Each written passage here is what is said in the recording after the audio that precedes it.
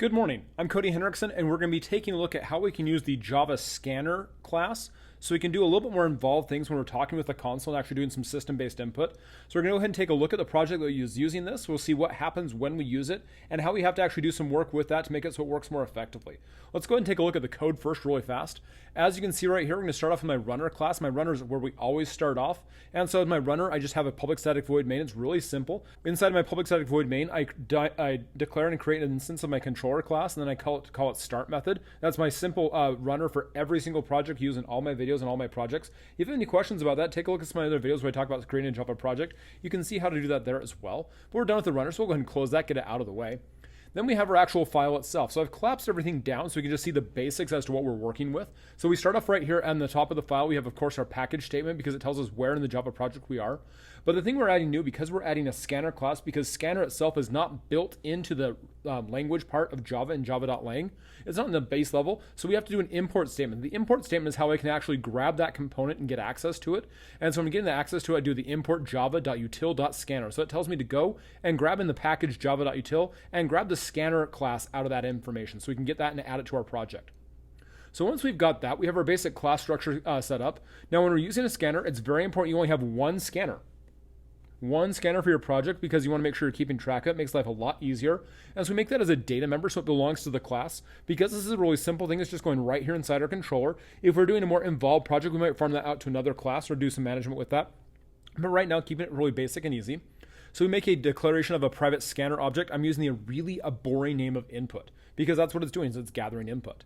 Let's go ahead and take a look at constructor here. Inside my constructor, I'm initializing that scanner data member using the this.input. That tells me to talk about the current scanner right here. I'm initializing that variable with a call to the new constructor, in this case scanner. And all scanners require a constructor parameter. The parameter we're supplying this time is system.in. System.in is the default input stream for every single JVM. So that's how I'm going to grab any source of input. And for all the computers we're working with right now, hey, that's the keyboard. Everybody's got one of those. We're good to go. So the system.in is how I get keyboard input from any machine. Then if we have that new scanner, we of course going to call our start method because that's where we start off with. As you can see, my start method starts off with a system.println. Welcome to the start method. Just saying, hey, here's how flow control works. I started off in main. I go into the start method because that's where I was called, and I go from there. Then I call the local method ask questions. That private method asks questions, and so I can have that and go from there. One of the things we're talking about in Java with overall design is each method should do one thing well. So start method starts our project up, and then it calls the method that's going to be doing some work with us. In this case, it's going to ask some questions because, again, we're naming things so that makes sense and it works with what we're doing. So we'll expand out the ask questions method as well. As you can see, we've got a bit of work in here. Let's go ahead and take a look at the code first, and then we'll go ahead and execute the code, see what happens, and see how we can do make this work a lot better. So first thing we have is we have our two system.println statements. We're going to demonstrate how to use a scanner instance. Okay, and what is your name? I then make a local variable. It's a string variable called username. And I'm assigning into that the value of input.next. So I'm going to tell my scanner object input to run its next method. And what results from that, I will store inside my variable username. Then we have system.println hello username, system.println how are you doing? And then I say string answer, another local variable. And this one, instead of calling .next, I'm going to call .nextLine. So the results of whatever inside nextLine will get stuck inside answer. Then do the same thing again, system.println, oh, you said answer, that's very interesting. System.println, please type in your full name plus username using that existing variable username we just created. I then assign into username, again, .next, what is typed for their full name. I then make a local variable called age. I assign a default value of 0 because I always like to initialize variables regardless of what's going on with it. And then I say system.println, and how old are you, username? And then I assign into age input.nextInt. So nextInt returns an int value, obviously, because it stores it directly into that age variable. And finally, we close off with system.println, username is age years old.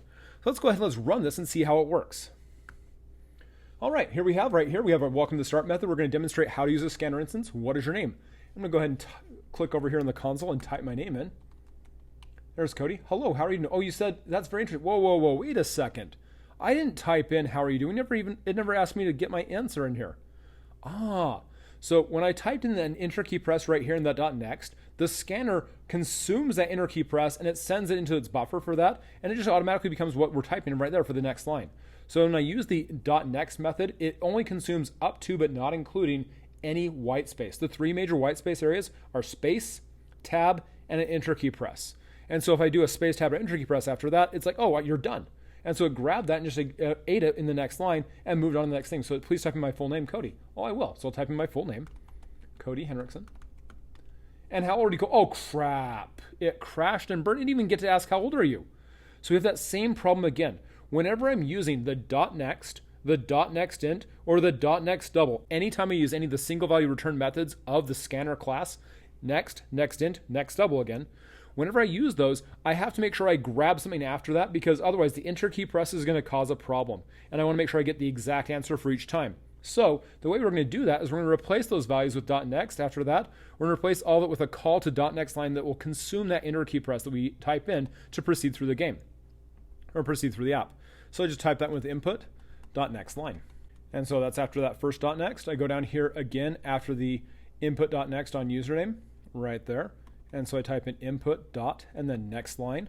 And again, after this next int, the same thing because it's a single value one, just like next was as well. I type in input.nextLine. Now I've gone through and I've added input.nextLine after every call to either .next, .nextInt, or .next double, so I can consume the enter key press that happens as I proceed through the app. So when we didn't do that, originally we got that input mismatch exception because I tried to store a value in a nextInt that it couldn't hold. And it also went right through those questions earlier. So let's try that again. We'll rerun our app. It wants to save it again. Please do. And what a shame. My name is Cody, and I press enter. Hello, Cody. How are you doing? Oh, it's waiting for me now. So when I press enter this time, I typed in Cody and next, and it took this next, right, the Cody, and it put that in username. And then the enter key press was consumed by that input.nextLine. So now it can proceed to the hello username and ask how I'm doing. And now it's going to run and grab that whole line. Oh, okay. So let's do that. I am wonderful. Oh, you said I am wonderful. That is very interesting. So it now use string concatenation to build that answer and put it together. And it's now asking me to type in my full name, Cody. Oh, okay, I will. Let's click back over here. And Cody Henriksen.